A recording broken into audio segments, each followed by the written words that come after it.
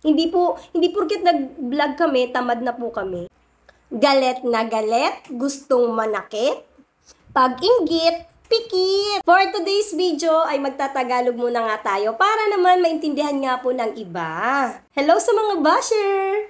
Kung hindi ka pa nga sikat pero madami nang naiinggit at madami nang nagagali, eto na nga po, hindi naman po sa pagpapatol nga po sa aking mga basher. Eto nga po, gusto ko lang nga pong i-explain nga po yung about nga po dito nga po sa post niya. Sa comment niya sa akin. Niya nga po, wag daw kayong maniniwala sa akin at gusto ko nga daw po magpadami nga po ng views.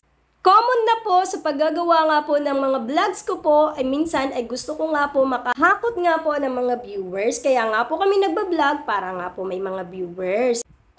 At sabi niya pa, tamad lang daw po ako kaya ayaw kong magtrabaho para lang mag-vlog-vlog para magpadami ng views. Unang-una po, tamad para ayaw magtrabaho at gusto magpadami ng views. Para daw po mabilis ang kita sa pagbablog.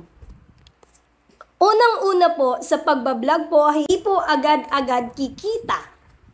Sa pagbablog po, dapat may puso ka rin talaga na nagbablog at may mga napapasaya kang tao. Kasi dito po sa pagbablog ka nga kung iisipin mo ay pera, ay hindi po agad-agad. Ikaklaro ko lang po, na about po sa pagbablog ko ay never pa po akong sumahod. Opo, never pa po. Sabi ni Kuya, tamad, ayaw magtrabaho, gusto lang daw ng madaling pera sa pagbablog at gustong dumami yung views.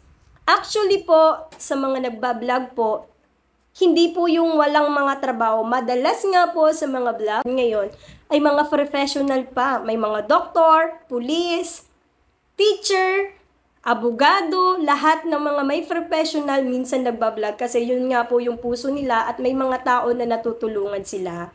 Yun po talaga yun. Hindi po porket nag-vlog ka ay tamad ka na at gusto mong kumita agad ng pera. Hindi porket nag-vlog ka, gusto mo agad, gusto daw yumaman agad. Hindi po sa pagbablog agad-agad yayaman po dito. Opo, hindi po talaga. Kaya dito nga po sa ating mabait na ating nag-comment, sinasabi ko po, nag-vlog lang ako para ma-enjoy ko, remembrance namin ni Musumi, pero thank you pa rin at may mga tao pong nakaka-appreciate nga po sa amin ni Musumi. Kaya kami patuloy na gumagawa ng mga videos a days in my life nga po namin at kung ano-ano nga pong mga content para nga po, hindi po para kumita agad. Dahil sinabi ko nga, never pa po akong kumita dito sa pagbablog. Hindi po madali ang mag-vlog.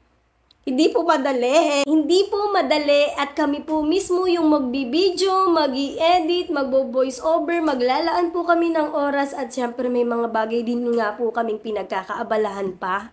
Hindi porket nag-vlog kami, tamad na po kami. Hindi po porket nagbablog, gustong sumikat agad. Nagbablog po kami para nga po ma-enjoy, para sa mga viewers namin na totoo at nag-i-enjoy nga po sa mga nanonood sa amin. Nag-vlog nga po kami para nga po may mga tao kasing nakaka-appreciate at napapasaya nga po kami. Kaya sana wag natin ginajudge po lahat. Wag natin ginajudge agad. Pero alam naman natin sa pagbablog nga po na sobrang dami na rin nga po naging successful sa mga nag-vlog. Kaya ang alam po ng karamihan na pag may views kang malaki ay may malaki kang kita. Ganun po yun, hindi po lahat. Basta yun na yun. Yun na rin sabihin ko. Salamat pa rin nga po sa mga taong nakaka-appreciate nga po sa mga ginagawa po nga naming mga vlogs. Salamat po sa mga taong patuloy na nagsusupport sa amin ni Musumi. And thank you pa rin nga po sa mga ilan-ilan na basher. Sabi nila, pag may basher ka na, sikat ka na! Sana all. Pero hindi pa po. Siyempre, dapat humble pa rin tayo. Kaya salamat po sa lahat po. And hello po sa mga basher po. Pero sana, good vibes lang po tayo dito. Lahat po kayo na-appreciate ko, kaya salamat po sa 20K and counting. Sobrang layo pa pero malayo na. Kaya salamat po and God bless!